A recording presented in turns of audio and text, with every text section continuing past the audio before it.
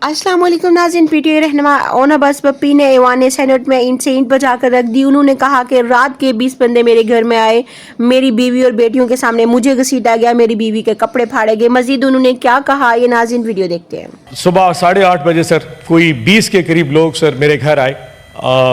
मेरा सर पहले उन्होंने फ्रंट का दरवाज़ा तोड़ा जी, उसके बाद सारे नौकरों को बांध के साइड पे रख दिया जी, बांध के परे फेंक दिया। और ये ऑपरेशन जॉइंट ऑपरेशन था, यानी कि मेरी जो फैक्ट्री और जो मेरा दफ्तर है वहाँ पे भी 20-25 लोग गए कि उनको शक था शायद नमाज हो रहा हूँगा, और 20-25 लोग इधर आए और अंदर आके जो फ्रंट गेट है जी उसको धक्के मारे, और फिर साइड वाला जो दरवाज़ा था उसको शीशा तोड़ के फिर एंटर हो गए जी। अंदर आए जी, तो जहाँ मेरा बेडरूम है, मैं अपनी मिसेस के साथ ऑब्वियसली कमरे में सो रहा था, तो दरवाजे को इतना ज़ोर से हुआ कि दरवाजे का लॉक टूट गया एंड दे जस्ट एंटर्ड। और आते साथ ही जी I was grabbed from my collar जी, और मुझे उठा के और घसीटते हुए बाहर ले गए जी। चले सर, हो गया। जब मेरे गाड़ी में बिठाया गया तो मुझसे मेरे मोबाइल फ़ोन मांगे गए। मोबाइल फ़ोन ऑब्वियसली मेरे पास नहीं थे। फॉर्चुनेटली मैंने मोबाइल फ़ोन रात को ऐसी जगह पे रखे थे जहाँ पे मुझे खुद भी याद नहीं रहे कि वो किस जगह पे थे। तो उसके बाद फिर जी मेरे बेटे को पकड़ के लाया गया जी, कि जी वो 16 साल का मेरा बेटा, उसको लाया गया कि मोबाइल फ़ोन बताओ तो ये भी साथ जाएगा। चले सर, समहाउ उनको शायद रहम आ गया तो उन्होंने मेरे मुलाजमे की मोबाइल उठा लिया और मेरे बेटे को जाने दिया। उसके बाद सर के ऊपर सर मास्क था ब्लैक कलर का। सो मुझे नहीं पता 2-2.5 घंटे मैं किधर सफ़र करता रहा। आखिर रात के टाइम को 7-8 बजे करीब सर किसी अदालत में पेश किया गया। मुझे नहीं अंदाज़ा मैं कौन से ज़िले में कहाँ था। जब मैं जज के सामने पेश हुआ, जज साहब के सामने, तो जज साहब ने पूछा कि आपको पता है आप पे केस क्या है? तो मेरा सवाल था सर मुझे ये बताया मैं हूँ किस जगह पे? तो उन्होंने कहा जी तुम तहसील जजमान की, बहावलपुर डिस्ट्रिक्ट की तहसील जजमान की अदालत में हो। मैं कहा जी सर मुझे बताया जाए कि मेरा FIR क्या है? तो उन्होंने कहा कि आपने 5 अदद हिरन चिंकारे मारे हैं और वो गैर कानूनी थे, तो वाइल्ड लाइफ ने आपके खिलाफ किया, इसलिए आपको पकड़ के लाया गया। तो मुझसे उन्होंने पूछा कि जी आपको कहाँ से उठाया गया? तो मैंने कहा जी मुल्तान से। तो वो पुलिस वाला साथ था, तो उसने कहा जी, उनसे पूछा कि तुमने कहाँ से गिरफ्तार? उसने कहा जी मैंने बहावलपुर की फलानी गली से इसको गिरफ्तार किया। तो जज साहब ने कहा पहले सलाह कर लो कि आप गिरफ्तार कहाँ से हुए। मैंने कहा सर ये जो कह रहा है इसकी बात सुन ले, मेरी भी सुन ले, बाकी तो आपका। तो खैर एनीवे उसके बाद जज साहब ने ऑर्डर कर दिया, 1 दिन का जुडिशल रिमांड दे दिया। जब मैं थाने में गया तो मुझे पता लगा ये वो थाना है सर जहाँ पे किसी ज़माने में फवाद चौधरी साहब के ऊपर मस्जिद की टूटियाँ चोरी करने का पर्चा काटा गया था। ये वही थाना है जहाँ पे शहरियार अफरीदी के ऊपर गंदम चोरी करने का पर्चा काटा गया। तो जब मैंने अपना पर्चा देखा कि जी मेरे ऊपर 5 चिंकारा मारने का इल्ज़ाम है, तो मैंने अल्लाह का शुक्र अदा किया कि चलो इज़्ज़तदार पर्चा तो है जी कम से कम, और कुछ ना हो जी। बट नहीं हो सर, बात गुजर गई, रात गुजर गई, फिर 1 दिन का रिमांड और दूसरे दिन का रिमांड, और फिर चलते हुए अचानक फिर कल रात को तकरीबन कोई 11 बजे मुझे सोते हुए उठाया गया कि जी तुम्हारा प्रोडक्शन ऑर्डर जारी हो गया और आपने इस्लामाबाद जाना।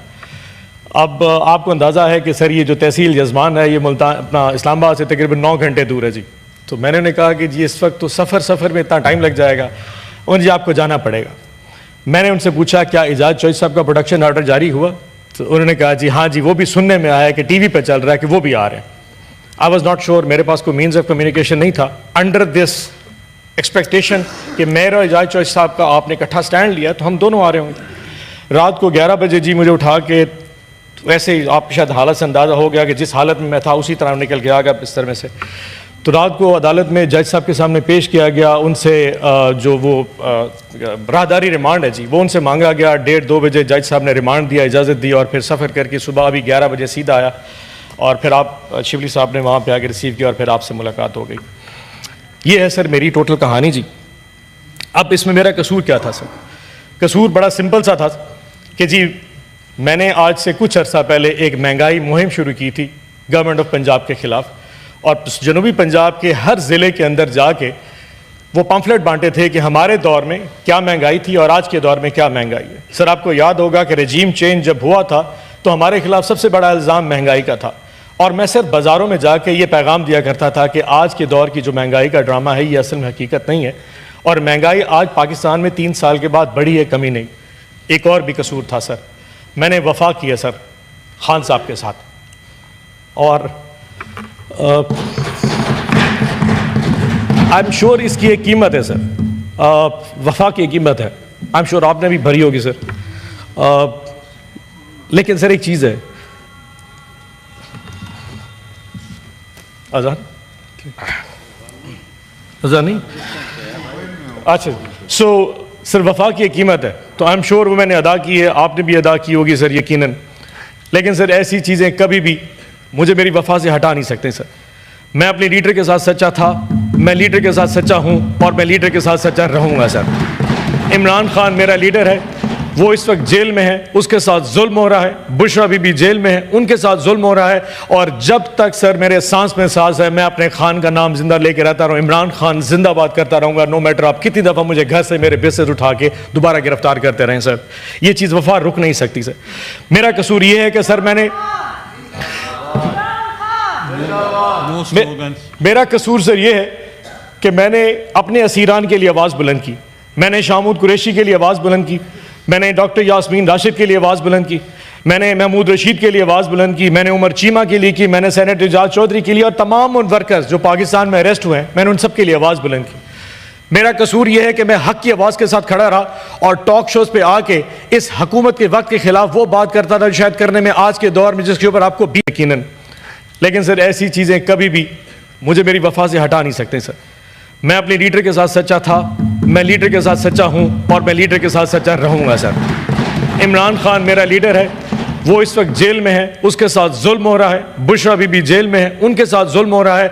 और जब तक सर मेरे सांस में सांस है, मैं अपने खान का नाम जिंदा लेके रहता रहूँ, इमरान खान जिंदाबाद करता रहूँगा, नो मैटर आप कितनी दफ़ा मुझे घर से मेरे बिस्तर उठा के दोबारा गिरफ्तार करते रहें सर। ये चीज़ वफा रुक नहीं सकती सर। मेरा कसूर ये है कि सर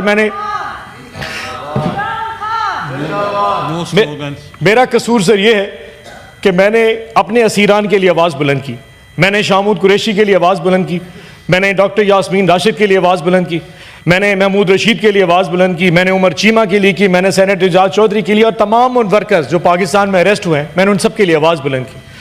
मेरा कसूर यह है कि मैं हक की आवाज़ के साथ खड़ा रहा और टॉक शोज़ पे आके इस हुकूमत के वक्त के खिलाफ वो बात करता था शायद करने में आज के दौर में जिसके ऊपर आपको भी यकीनन। लेकिन सर ऐसी चीज़ें कभी भी मुझे मेरी वफा से हटा नहीं सकते सर। मैं अपने लीडर के साथ सच्चा था, मैं लीडर के साथ सच्चा हूँ और मैं लीडर के साथ सच्चा रहूँगा सर।